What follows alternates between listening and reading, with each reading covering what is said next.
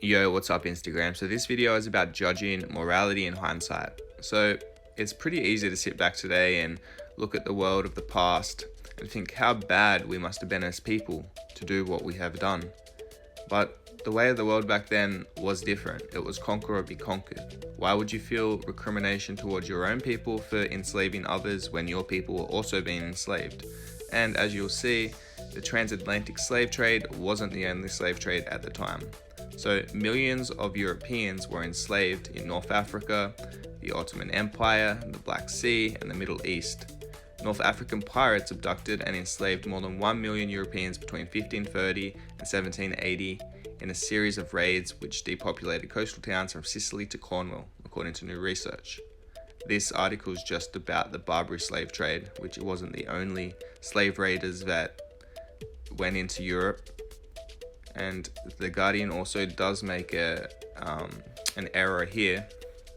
So it says that historian Robert Davis has calculated that the total number captured, although small with 12 million Africans shipped to the Americans in later years, was far higher than previously recognized.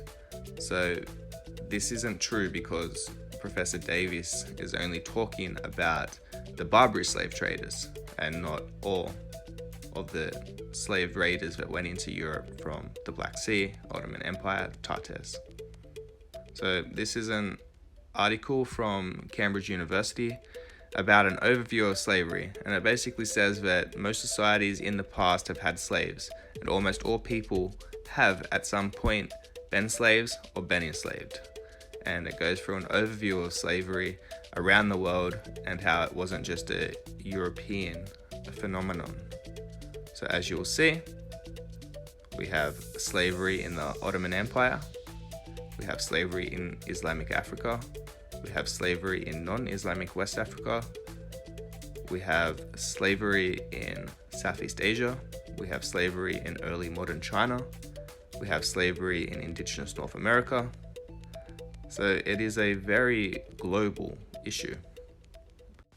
So the only reason that slavery actually ended in North Africa, well, the slavery of Europeans at least, was because of the Barbary Wars and the subsequent colonization of Algeria from France.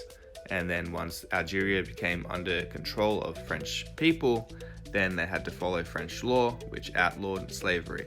So the Barbary slave traders had to cease operations. This went on for many years, well into the mid-1830s. So this is one, example where colonization was morally justified because it ended slavery. So this is an article from Oxford University highlighting the sheer magnitude of the Crimean slave trade and the enslavement of indigenous Europeans.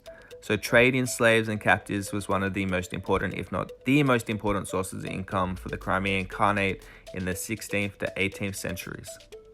According to some estimates, in the first half of the 17th century, so only a 50-year period, the number of captives was taken to Crimea was around 150,000 to 200,000 people. According to the most recent study by, I cannot pronounce his name, based on the author's comprehensive examination of varied source material, a number of captives transported by the Crimean Tartars from Poland, Lithuania, and Russia, not including the Caucasus, approached 10,000 per annum. That is 2 million from the period from 1500 to 1700. Thus, the Black Sea slave trade was comparable to the size of the Atlantic slave trade of the same time period. So it is comparable in certain time periods, the European slave trade versus the transatlantic slave trade.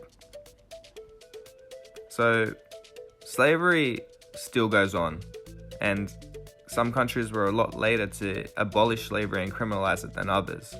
So as you can see, slavery only abolished in Saudi Arabia in 1962. The last state to abolish slavery was Mauritania, and that was only abolished in 1981. However, it wasn't criminalized until 2007. So slavery is still a global issue. It hasn't ended. Here we go. So according to fairly recent research, there's a total of 46 million people living as slaves today, according to the latest global index reveals. So an Australian human rights group founded by billionaire business magnate Andrew Forrest and backed by Russell Crowe have released research estimating that 46 million people today are living as slaves. The report ranks incidences of slavery in 167 countries. While India have the most slaves, North Korea has the most slaves per capita. It says that slavery has increased 30% from the previous year that this article was released. So as you can see, slavery is still a massive problem in the world. Tens of millions of people enslaved. So this is what we need to recognize today, and we need to actually do things to fix this current solution instead of dwelling on the past and putting our moral compass that we have today on our ancestors, most of which never even participated in slavery.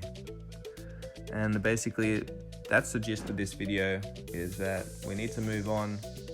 Everyone has been enslaved or enslaved others in the past, and that's just the way of the world. Luckily today, in most countries, that's not the same.